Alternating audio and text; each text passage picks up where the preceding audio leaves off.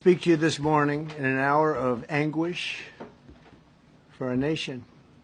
Just before 9 p.m. last night, an American Airlines regional jet carrying 60 passengers and 4 crew collided with an Army Black Hawk helicopter carrying 3 military service members over the Potomac River in Washington, D.C., while on final approach to Reagan National Airport. Both aircraft crashed instantly and were immediately submerged into the icy waters of the Potomac. Real tragedy. The massive search and rescue mission was underway throughout the night, leveraging every asset at our disposal, and I have to say the local, state, federal, military, including the United States Coast Guard in particular, they've done a phenomenal job. So quick, so fast, it was mobilized immediately. The work has now shifted to a recovery mission. Sadly, there are no survivors. This was a dark and excruciating night in our nation's capital and in our nation's history, and a tragedy of terrible proportions. As one nation, we grieve for every precious soul that has been taken from us so suddenly, and we are a country of we are in mourning. This is really shaken a lot of people, including people, very sadly, from other nations who were on the flight. For the family members back in Wichita, Kansas, here in Washington, D.C., and throughout the United States and in Russia, we have a Russia contingent, some very talented people, unfortunately, were on that plane. Very, very, very sorry about that. Whose loved ones were aboard the passenger jet. We can only begin to imagine the agony that you're all feeling. Nothing worse. On behalf of the First Lady, myself, and 340 million Americans, our hearts are shattered alongside yours, and our prayers are with you now and in the days to come. We'll be working very, very diligently in the days to come. We're here for you to wipe away the tears and to offer you our devotion, our love, and our support. There's great support. In moments like this, the differences between Americans fade to nothing compared to the bonds of affection and loyalty that unite us all, both as Americans and even as nations. We are one family, and today we are all heartbroken. We're all searching for answers. That icy Potomac, it was a cold, cold night, cold water. We're all overcome with the grief for many who have so tragically perished, will no longer be with us.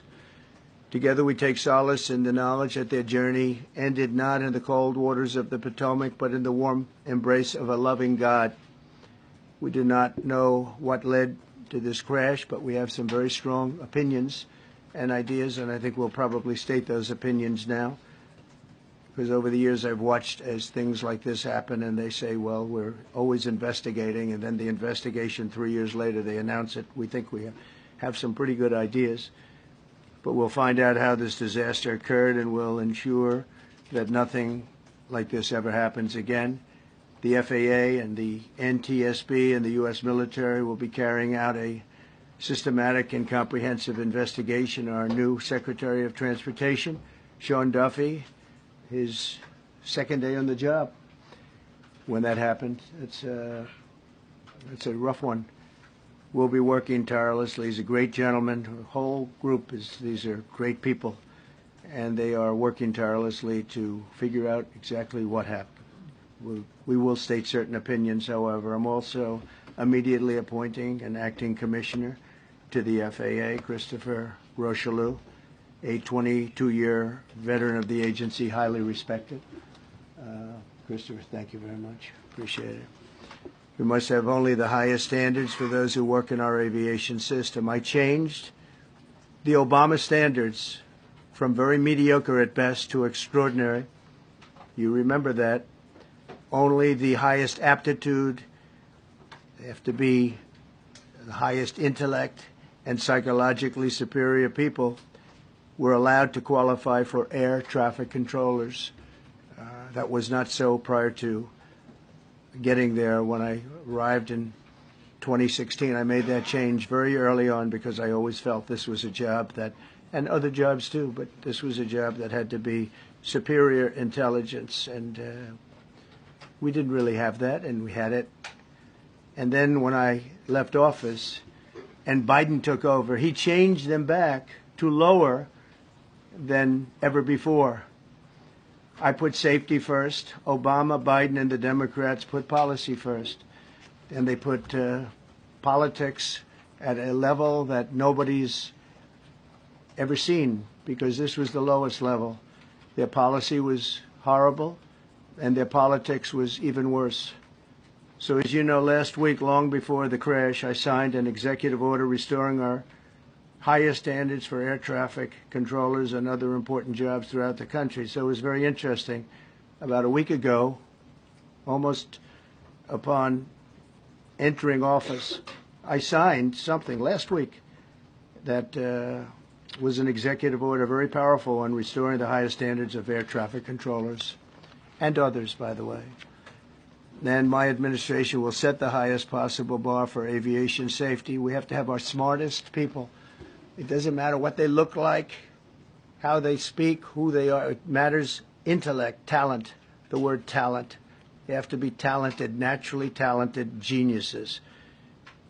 You can't have regular people doing that job. They won't be able to do it. But we'll restore faith in American air travel. I'll have more to say about that. I do want to point out that various articles that appeared prior to my entering office, and here's one. The FAA's diversity push includes focus on hiring people with severe intellectual and psychiatric disabilities. That is amazing. And then it says FAA says people with severe disabilities are most underrepresented segment of the workforce, and they want them in, and they want them, they can be air traffic controllers. I don't think so. This was in January 14th, so that was a week before I entered office. They put a big push to put diversity into the FAA's program. Then another article, the Federal Aviation Administration, this was before I got to office, recently, second term.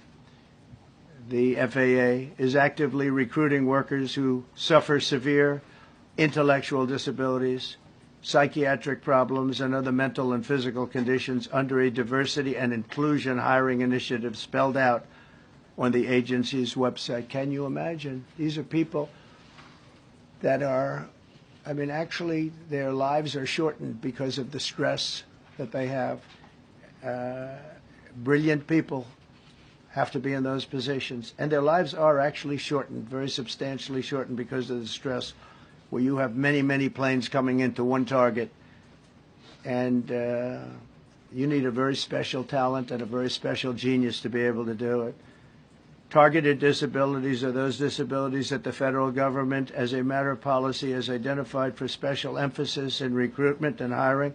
The FAA's website states they include hearing, vision, missing extremities, partial paralysis, complete paralysis, epilepsy, severe intellectual disability, psychiatric disability, and dwarfism all qualify for the position of a controller of airplanes pouring into our country, pouring into a little spot, a little dot on the map, a little runway.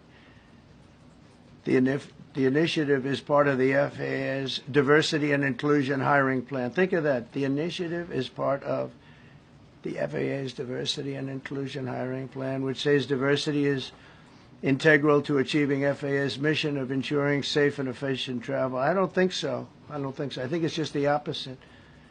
The FAA website shows that the agency's guidance on diversity hiring were last updated on March 23rd of 22. They wanted to make it even more so.